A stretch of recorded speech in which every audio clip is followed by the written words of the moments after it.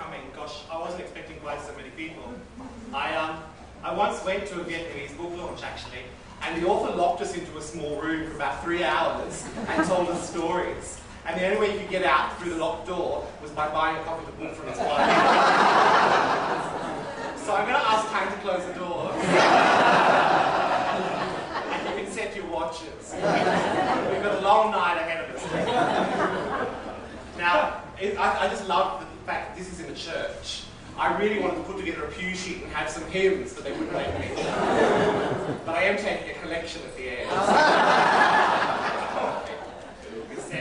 Now, you know, these things about speeches, and I hate speeches, it'll be very, very short, but there are some people I have to thank. And I'd love to thank the Sydney Unitarian Church for hosting this event and giving us this wonderful venue. And I thank the Reverend Dr. Ian Ellis-Jones for his wonderful words of welcome. And I'd like to thank Maggie, who's not just my publisher. As she mentioned, she's my friend, and more than that, she's an inspiration, and she's a teacher. And I'm sure you're all aware that Maggie is herself an extraordinary writer, and someone that I'm really proud to be associated with. She's had great faith in me since the very beginning, so, and without her, the book wouldn't have been possible, so I'd like to send her my thanks.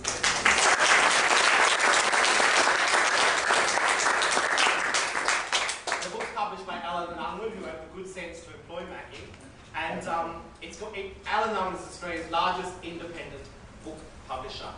And it really is the quality publishing house in Australia. And I'm so proud to be associated with it.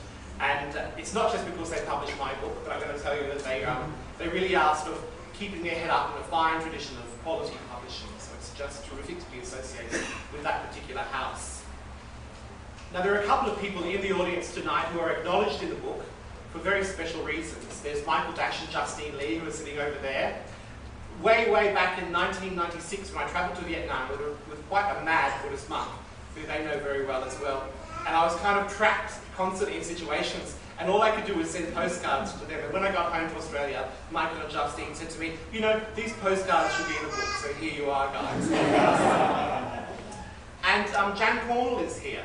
And there she is. Now, Jan Cornwall, apart from being just a fabulous woman, is really, I think, the best writing teacher in Australia. And it was through doing Jan's course at the University of Western Sydney in creative non-fiction that I wrote the germ that became this book. So thank you so much, Jan, for your guidance and inspiration.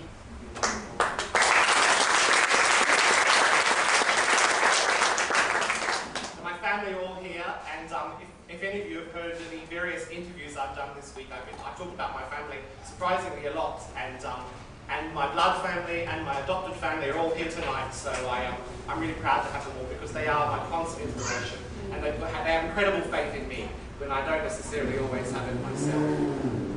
And of course, and last but not least, my longtime companion, my greatest of friends, the best partner a person can have, Tung No, who has just shown incredible patience in the course of 20 years, and maybe finally it's paying off.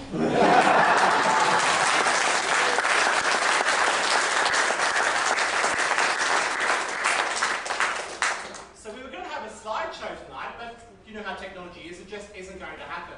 And I'm really devastated because I think one of the best things about becoming a travel author is that you can legitimately show people your slides. It becomes your career.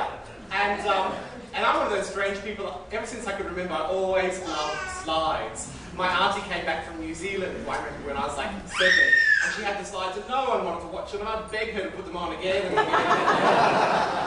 So my grandparents took me away to Western Queensland to visit some distant relatives, which they all want to do. They'd pop us in a car and we'd drive to some farm, and people didn't even know who we were. They'd tell them, oh, we're your relatives, we come to stay for 2 weeks. And one of these women was this extraordinary woman who was a worker for the Uniting Church, a mission worker, and she'd regularly been back to the Holy Land, and she had a lot of elders, an awful lot of elders.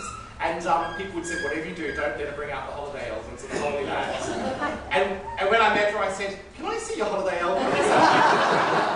So she adored me after that. So in that great tradition, and I can't show you them tonight, but come over to my house someday and I'll show you them.